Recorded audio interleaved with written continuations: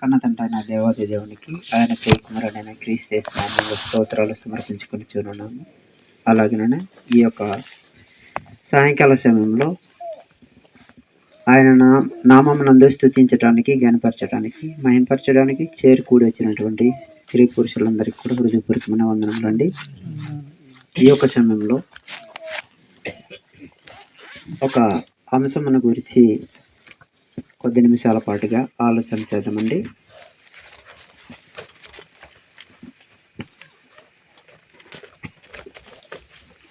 Mic లేకుండా నా మాటలు వినబడుతున్నాయండి.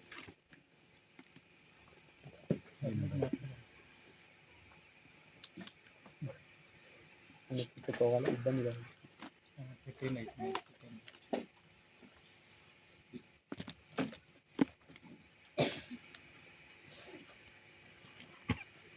ఓకే, మనం ఒక అంశాన్ని గురించి ఆలోచన చేద్దామండి. ప్రత్యేకంగా జీవించటం. ప్రత్యేకంగా జీవించట అనేది దేవుని పిల్లలు ప్రత్యేకంగా జీవించాలనేది దేవుని ఆజ్ఞ అయి ఉంది. ఎందుకు ప్రత్యేకంగా జీవించాలండి? మనము క్రైస్తవులం కాబట్టి. దేవుని పిల్లలు అందరిలాగా మాట్లాడకూడదు.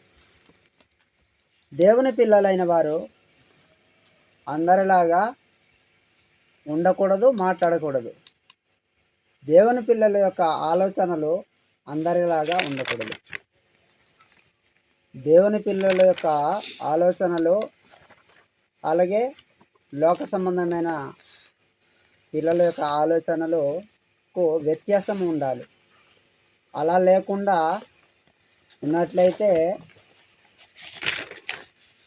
వారు లోక సంబంధులుగానే గుర్తించబడతారు. కాబట్టి మనము క్రైస్తవులం కాబట్టి ప్రత్యేకంగా ఉండవలసిన అవసరము ఎంతో ఉంది. చూద్దామండి. యోహాను సువార్త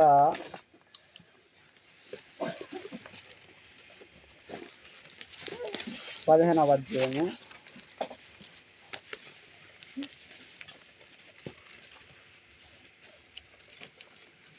ఈనాడు దేవుని పిల్లలు ఎవరో, లోక సంబంధమైన పిల్లలు ఎవరో అర్థం కావటం లేదండి.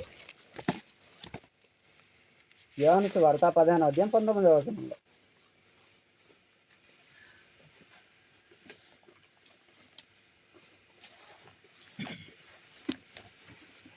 మీరు లోక సంబంధులైన ఎడల లోకము తన వారిని స్నేహించును. అయితే మీరు లోక సంబంధులు కారు. నేను మిమ్మును లోకములో నుండి ఏర్పరచుకుంటుని, అందుచేతనే లోకం మిమ్మును ద్వేషించుచున్నది అనేసి అన్నాడు. కాబట్టి దేవుడు మనలను లోకంలో నుండి ప్రత్యేకపరిచాడు. లోకంలో ఉన్నాము. లోకంలో ఉన్నదంతయు శరీరాశ, నేత్రాశ, జీవపుడంబం. నేడు దేవుని పిల్లలైన వారికి శరీరాశ, నేత్రాశ, జీవపుడంబం అనేది ఉండకూడదు. ఎందుకంటే ఆ చీకటి సంబంధమైన జీవితంలో ఉండినటువంటి మనలను దేవుడు ప్రేమించి ప్రత్యేకంగా ఉండమని కోరుతూ ఉన్నాడు. ప్రత్యేకంగా ఉండాలని దేవుని ఆజ్ఞ ఉంది. కాబట్టి మనము ప్రత్యేకమైన జీవితాన్ని జీవించటానికి వెలుగు సంబంధులుగా ఉండడానికి వచ్చాం. కాబట్టి వెలుగు సంబంధులుగానే ఉండాలి. వాటిని ఎవరైతే ప్రేమిస్తారో, శరీరాశను, నేత్రాశను ఎవరైతే ప్రేమిస్తారో వారిని ఏం చేస్తుంది? లోకము స్నేహిస్తుంది అనేసి అన్నారు కదండి. ఇక్కడ స్నేహించును అనేసి అన్నారు 19వ వచనంలో. లోకము మీరు లోక సంబంధులైన ఎడల లోకము తన వారిని స్నేహించును అనేసి అంది. కాబట్టి ఈ శరీరాశ, నేత్రాశ అనేది వారిని ఆకర్షించుకుంటుంది అన్నమాట. కాబట్టి మనము వీటిలో దూరంగా ఉండవలసిన అవసరత ఉంది. ప్రార్థన బాగా చేస్తున్నామేమో, పాటలు బాగా పాడగలుగుతున్నామేమో, అయితే గ్రంథాన్ని ఎక్కువసార్లు చదువుతున్నా కానీ ఈ శరీరాశ, నేత్రాశ, జీవపుడమము అనేది మనలో నుండి దాన్ని తీసివేసుకోకుండా అటువంటి ఆలోచనలు ఉంటే ఎంత వాక్యము బాగా వచ్చినా, ఎంత బాగా పాటలు అనర్గళంగా పాడగలిగిన మనము లోక సంబంధులుగానే ఉంటున్నాము. కాబట్టి ప్రత్యేకంగా ఉండాలి మనం. లోకములో అంతకుముందు చాలా రకాలుగా అబద్ధాలు ఆడుతూ జీవించాము. లోకములో అంతకుముందు చాలా మోసాలు చేసి బ్రతికాము. లోకంలో ఉన్నప్పుడు జారత్వం చేసి బ్రతికేమేము, వ్యభిచారాలు చేసి బ్రతికేము అప్పుడు. అయితే మనలను ఆ చీకటి సంబంధమైన జీవితంలో నుంచి లోక సంబంధమైన జీవితంలో నుండి మనలను ప్రత్యేకపరిచాడు. కాబట్టి మనం ప్రత్యేకంగా ఉండవలసిన అవసరత ఉంది. కనుక మనము ప్రత్యేకంగా జీవించాలి. మొదటి విషయంగా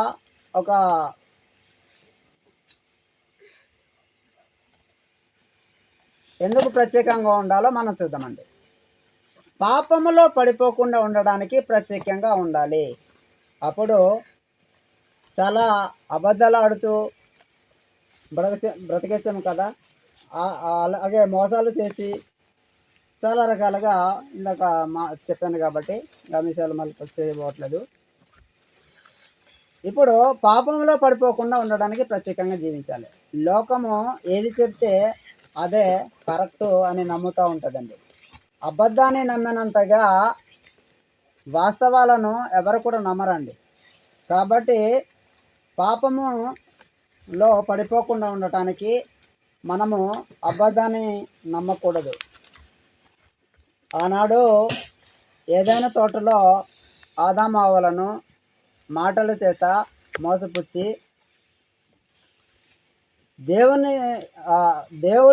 దేవుడు వాళ్ళను ప్రత్యేకంగా ఉంచాడు. అయితే మాటల చేత మోసం చేసి దేవునితో ఉన్నటువంటి సత్సంబంధాన్ని దూరం చేసింది అపవాది. కాబట్టి మనము ఆ ప్రత్యేకమైన జీవితాన్ని జీవించడానికి ఆలోచన చేస్తూ ఉండాలి. ముందుకు హెబ్రీయులకు రాసిన పత్రిక అండి,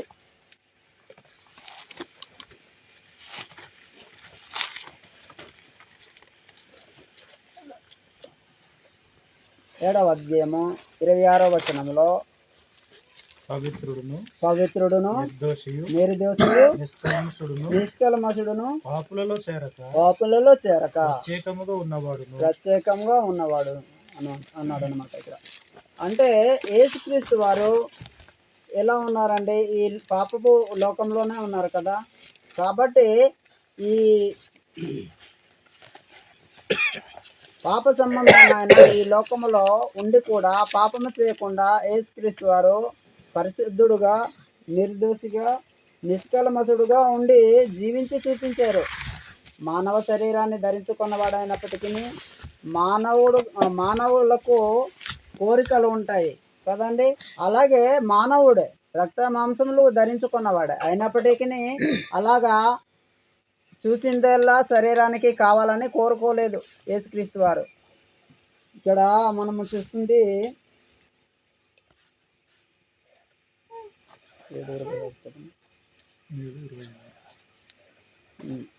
పవిత్రుడును నిర్దోషియు నిష్కల్మషుడును పాపులలో చేరక ప్రత్యేకంగా ఉన్నవాడు. కాబట్టి యేసుక్రీస్తు వారు మనకు మాదిరి చూపారు, ఇలాగా జీవించాలి అని చెప్పేసి. కాబట్టి మనము కూడా అలాగే యేసుక్రీస్తు ఎలాగ జీవించారో అలాగే జీవించవలసిన అవసరం ఉంది. పేతురు రాసినటువంటి మొదటి పత్రిక 1వ అధ్యాయము 14వ వచనంలో కూడా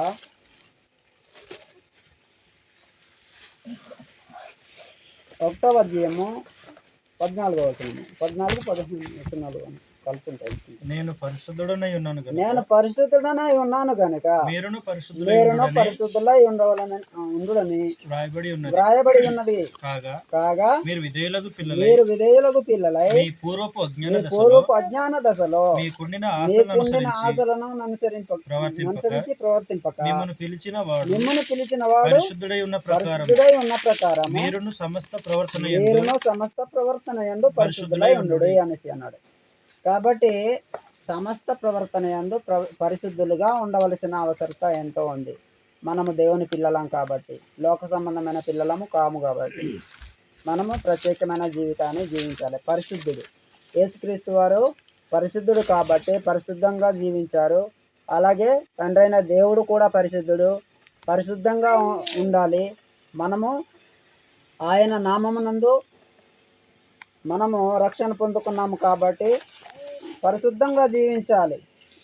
లోక సంబంధులలాగా లోక సంబంధమైన కోరికలు తీర్చుకోవాలని లోక సంబంధమైన ఆలోచనలు ఆలోచించకూడదు. లోక సంబంధులలాగా బూతులు మాట్లాడకూడదు.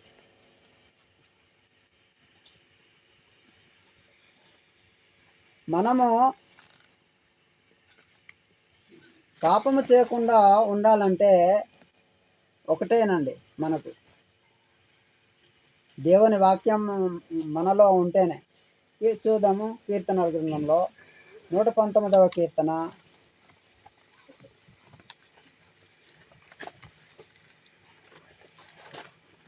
10-11 వచనాల్లో నా పూర్ణ హృదయంతో నిన్ను వెతికి ఉన్నాను. వెతికి ఉన్నాను. నన్ను నీ ఆజ్ఞలను విడిచి తిరగనీయకుము. నన్ను నీ ఆజ్ఞలను విడిచి తిరగనీయకుము. నీ ఎదుట నేను పాపము చేయకుండానట్లు నా హృదయములో నీ వాక్యము ఉంచుకొని ఉన్నాను అనేసి అంటున్నారు. అంటే మన హృదయములో వాక్యం ఉంటేనే మనము పాపము చేయకుండా ఉండేదానికి అవకాశం ఉందండి. మన హృదయంలో కానీ వాక్యం లేదనుకోండి, మనము పాపము చేసేదానికి ఈజీగా ఉంటుంది. వాక్యము మనకు ప్రతినిత్యము గుర్తుంటేనే కదా మనము ఏది చూసినా కూడా ఇది పాపము అని గ్రహించేదానికి అవకాశం ఉంటుంది. దేవుని వాక్యం ఇలాగుంది కాబట్టి ఈ వాక్యం అనేది మన హృదయంలో నుంచి హెచ్చరిస్తూ ఉంటుంది. ఒకండి. రెండవదిగా ప్రభువారై ఉండటానికి ప్రత్యేకంగా ఉండాలి. అంటే దేవుని వారై ఉండడానికి ప్రత్యేకంగా ఉండాలి. రెండవ సంగతి, ప్రభువు వారై ఉండడానికి ప్రత్యేకంగా ఉండాలి. ఈనాడు చూస్తే అపవాది పిల్లలు ఎవరో దేవుని పిల్లలు ఎవరో తెలియట్లేదండి. క్రైస్తవులమని చెప్పుకుంటూ కూడా మీరు అలాగే ఉన్నారని చెప్పట్లేదు నేను. అయితే చాలా చోట్ల చూస్తూ ఉంటాం కదండి, క్రీస్తును నమ్ముకున్న వారు కూడా అలా ఉంటుంటారనమాట.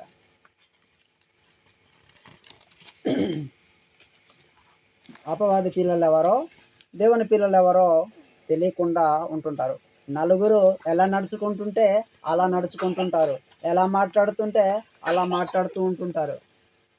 గాలి ఎటు వీస్తే అటు వెళ్ళిపోయేలాగా మనమైతే క్రీస్తు నెరిగిన వారము, దేవుని పిల్లలమైన మనము అలా అయితే ఉండకూడదు.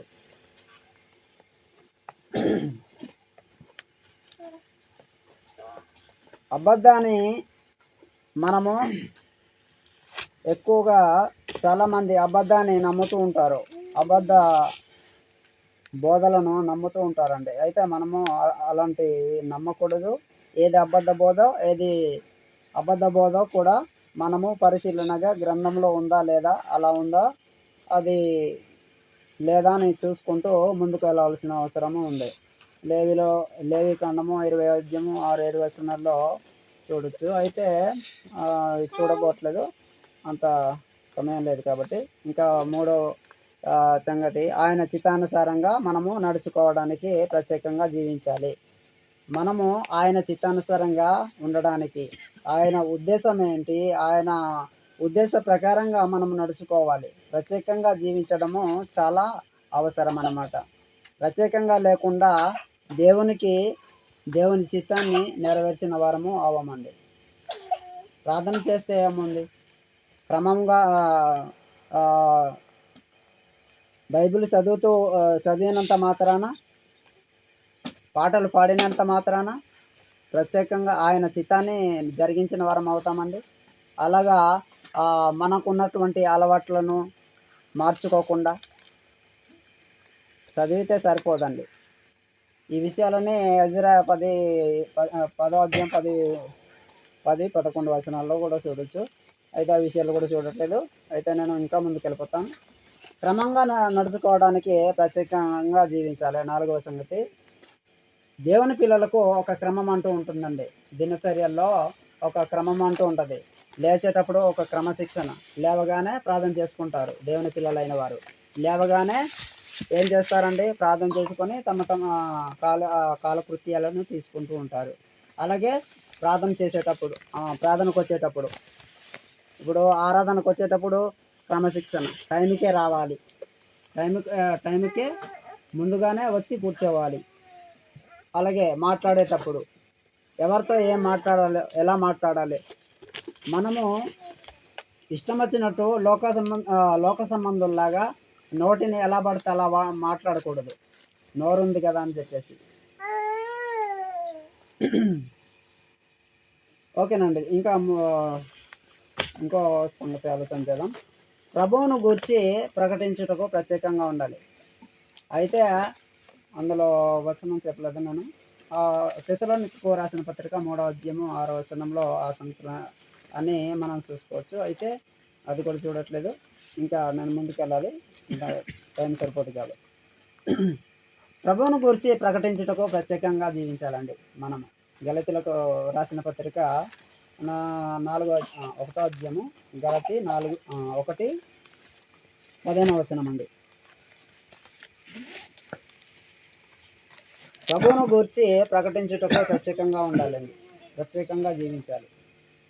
గలతీలకు రాసిన పత్రిక 1వ అధ్యాయం 15వ వచనంలో చూద్దాం ఒకసారి. అయినను తల్లి గర్భమునందు పడినది మొదలుకొని నన్ను ప్రత్యేకపరిచి తన కృపచేత నన్ను పిలిచిన దేవుడు నేను అన్యజనులలో తన కుమారుని ప్రకటింపవలనని.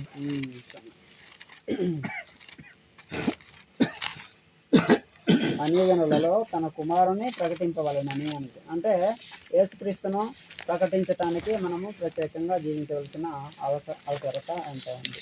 అలాగే యెషయా గ్రంథం 52:11 కూడా మనము చూడవచ్చు అన్నమాట. అయితే ఇంకా తర్వాత సంగతి చూద్దాం. వేటి నుండి ప్రత్యేకంగా ఉండాలి, మనము వేటి నుండి ప్రత్యేకంగా ఉండాలి అంటే మనం చూద్దాం. వేటి నుండి ప్రత్యేకంగా ఉండాలంటే దుష్ట సాంగత్యం నుండి మనము ప్రత్యేకంగా ఉండవలసిన అవసరము చాలా ఉంది అన్నమాట. అయితే మనము అంటే చాలా జనాల మధ్య నివసిస్తూ ఉంటాము, గ్రామాలలో, లేదంటే కాలేజీలలో ఫ్రెండ్స్తోనూ, లేదంటే గ్రామంలో సహోదరులతోనూ అందరితో కలిసి ఉంటాము. అయితే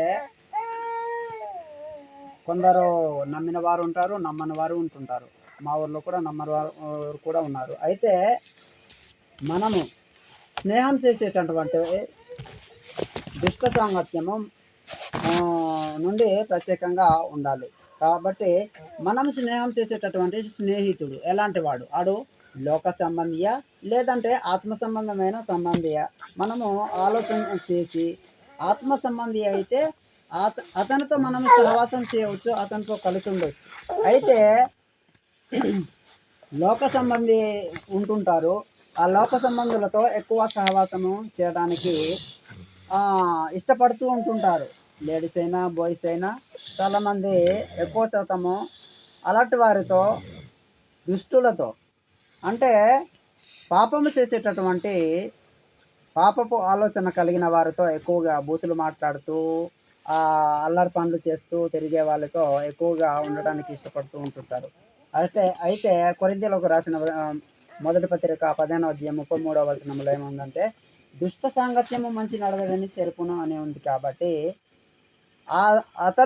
అతను దుష్టులతో సాంగత్యం చేస్తే ఈ మంచివాడు కూడా క్రైస్తవుడైనా కూడా క్రీస్తునందు బాప్తీసం పొందుకున్నా కూడా వాడు ఎవరి సంబంధిగా మారిపోయే అవకాశం ఉంది? దుష్టుని సంబంధిగా మారిపోయే అవకాశం ఉంటుంది. నువ్వు అతనితో వదులుకోలేకపోతున్నావు, అతను లేకుండా ఉండలేకపోతున్నావు. అయితే నువ్వు అతనితో నీ ప్రభావము అతనిపైన పడాలే కానీ అతని ప్రభావము మనపై పడి మనము క్రీస్తు నెరిగి కూడా క్రీస్తునందు రక్షణ పొంది కూడా మనము అతనిలాగా మారిపోకూడదు. అవసరమైతే అతన్ని ఆత్మ సంబంధిగా తయారు చేసుకొని అతన్ని మార్చుకొని ఏమవ్వాలి? ఆయనను కూడా మనతో పాటుగా దేవుని సన్నిధిలోనికి నడిపించాలి. అదే కుమారుడు కావచ్చు, కుమార్తె కావచ్చు, భార్య కావచ్చు, భర్త కావచ్చు, ఎవరైనా. కాబట్టి ఖచ్చితంగా అతను అయితే అలాంటి వారితో సహవాసం చేస్తే వాడు దైవికమైన విషయాల నుండి దూరం చేసేస్తాడు. కాబట్టి వాక్యాన్ని చెప్తుంది కదండి, దుష్ట సాంగత్యం మంచి నడవడని సరిపోనాను. మంచిగా ఉన్నా కూడా వాడు ఏమైపోతాడు అనమాట? దుష్టుడు అయిపోతాడు, దుష్టుని సంబంధి అయిపోతాడు. లేవియ కాండము 20వ అధ్యాయము చూడొచ్చు. అక్కడ 20వ అధ్యాయము 26వ వచనములో లేవియ కాండము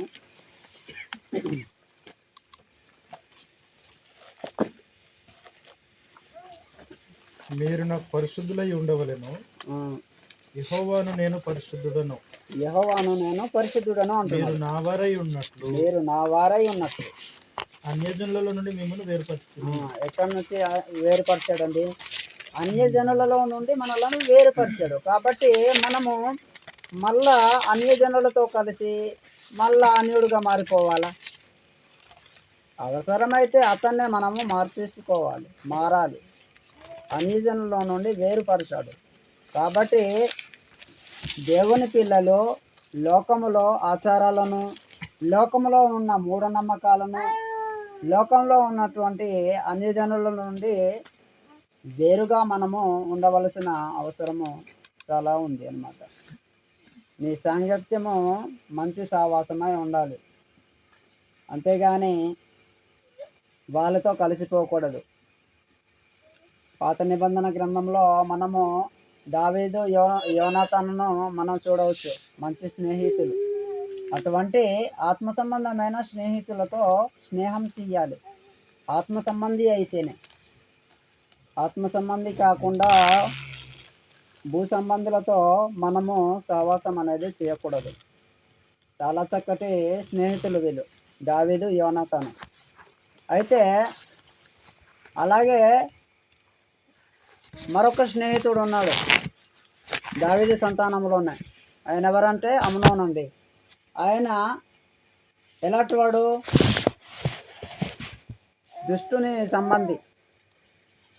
దుష్టుని సంబంధిలాగా ఎలా చేస్తాడంటే తన చెల్లితోనే చెడ్డ మాటలు చెప్పి తన చెల్లినే చర్చేసే విధంగా ఆయన ప్రోత్సాహపరుస్తాడు. కాబట్టి అలాంటి వారితో మన స్నేహం అనేది చేయకూడదు. మనము ఎవరితో స్నేహం చేస్తున్నామో, ఎలాంటి వారితో స్నేహం చేస్తున్నామో చూసుకోవాల్సిన అవసరత ఎంతో ఉందన్నమాట. రెండవదిగా వేటి నుండి ప్రత్యేకంగా ఉండాలి అనే దాంట్లో మనం రెండవదిగా చూస్తుంది లోకము నుండి ప్రత్యేకంగా ఉండాలి. నిర్గమకాండము 33వ అధ్యాయం.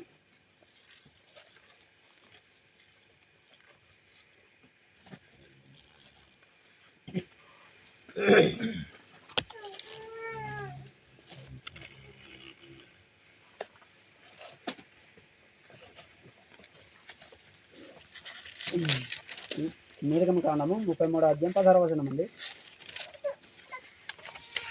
నా ఎడలను నీ ప్రజల ఎడలను నా ఎడలను నీ ప్రజల ఎడలను నీకు కటాక్షం కలిగినదని దేని వలన తెలియబడును నీవు మాతో వచ్చట వలననే కదా అట్లు మేము అనగా నేనును నీ ప్రజలను భూమి మీదనున్న సమస్త ప్రజలలో నుండి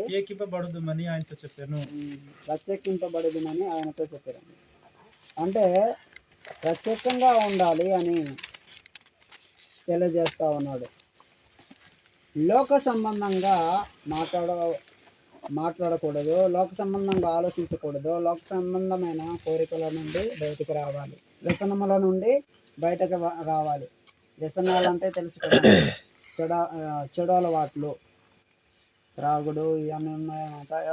అన్నీ కూడా కలిపి వాటిని వ్యసనాలు అనేసి అంటారు. అలాంటివి ఉన్నా కూడా, ఎలాంటి ఆలోచనలు ఉన్నా కూడా ఏమి చేసుకోవాలన్నమాట, మార్చుకోవాలి. అలాగే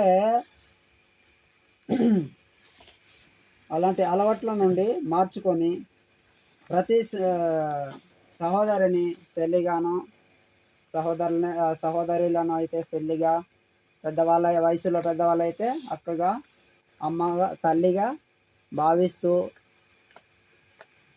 అందరినీ కూడా సహోదర భావంతో చూసుకుంటూ ముందుకు వెళ్ళాల్సిన అవసరం ఎంత ఉంది. యోహాను రాసిన మొదటి పత్రిక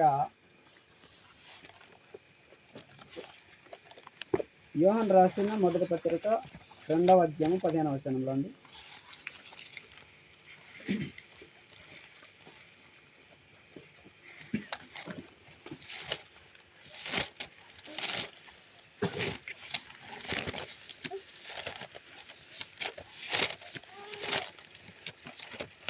ఈ లోకంలో ఉన్న వాటిని ప్రేమింపకుడి. ఎవడైనను లోకమును ప్రేమించిన యెడల తండ్రి ప్రేమ వానిలో ఉండదు.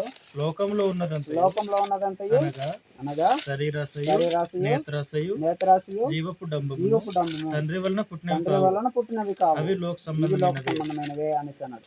అంటే లోకములో ఉన్నదంతా ఏంటనే అనేసి అన్నాడు అన్నమాట. లోకంలో ఉన్నదంతా శరీరాశ, నేత్రాశ, జీవ కుటుంబం. లోకంలో ఉన్నదంతా అనుభవించాలి, శరీరంతో చూసిందేలా నేను అనుభవించాలి అని కోరిక కలిగి ఉండడం. జీవ కుటుంబము అంటే అన్నీ అనుభవించాలి, ఎక్కువ కాలం బ్రతుకుతూ అన్నీ అనుభవించాలి అని కోరిక కలిగి ఉండటం అన్నమాట. వీటి నుండి బయటికి రావాలి మనము.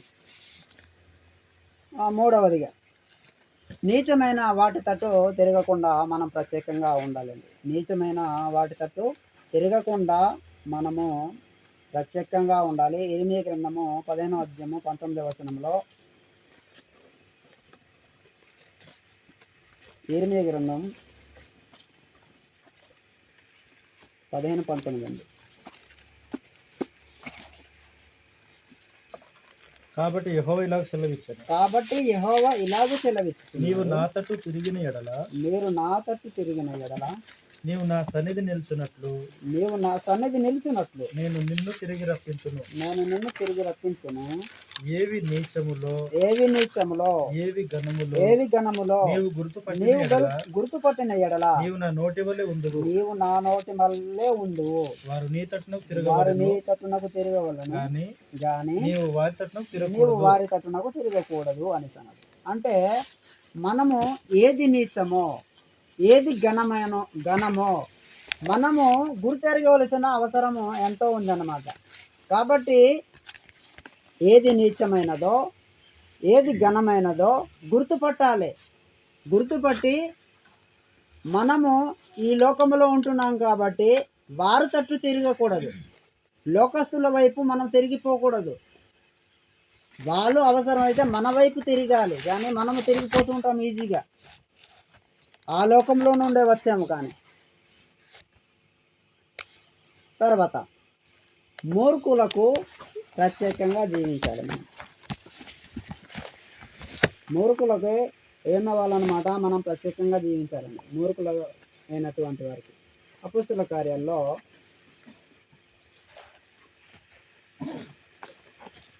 1 పేతురు గారు ప్రసంగిస్తూ 36, 37, 38 వచనాల్లో ప్రసంగం ముగించిన తర్వాత అంటున్నటువంటి మాట 40వ వచనంలో, 2వ అధ్యాయము 40వ వచనంలో, ఇంకను అనేక విధములైన మాటలతో సాక్ష్యమిచ్చి మీరు మూర్ఖులకు ఈ తరం వారికి వేరే రక్షణ పొందులని వారిని హెచ్చరించారు.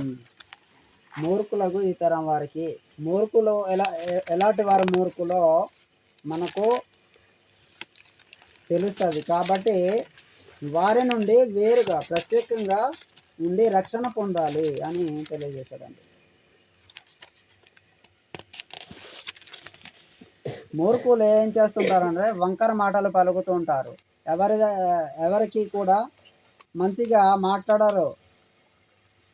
వీళ్ళ మీద వాళ్ళ మీద పుకార్లు పుట్టిస్తూ మాట్లాడుతూ ఉంటారు. అయితే మూర్ఖులు ఎలాంటి వారంటే నిజమైన దేవుడు ఎవరో తెలుసుకోరు. చాలా రకాలుగా హేళన చేసి మాట్లాడుతూ ఉంటారు. నిజమైన దాని మీద పరిశోధనలు కూడా చెయ్యరు. శాస్త్రవేత్తలైనా ఎవరైనా అలాగే నిజ దేవుని గురించి పరిశీలన జరుగుతున్నాయండి ఎక్కడైనాను?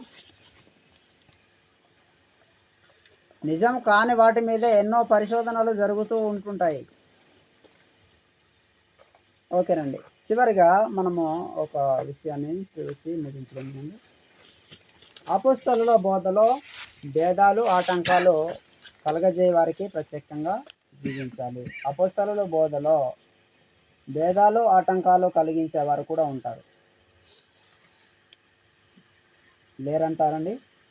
మనం అపోస్తలుల బోధలో కూడా ఉన్నామని చెప్పి, మనం అపోస్తలుల బోధలో ఉన్నా కూడా ఆ బోధలు చేస్తూ చాలా మంది బోధలకు భిన్నంగా బోధ చేసేవారు కూడా ఉంటుంటారు. కాబట్టి మనము ఆనాడు బెరియా పట్టణస్థులు ఎలాగైతే ప్రతిరోజు లేఖనములను పరిశోధిస్తూ వచ్చారో అలాగ మనము పరిశోధించవలసిన అవసరం ఎంతో ఉందన్నమాట. అపోస్తలుల బోధకు భేదాలు ఆటంకాలు కలిగజేయ వారికి ప్రత్యేకంగా ఉండాలి అని అన్నాను కదా. రోమీలకు రాసిన పత్రిక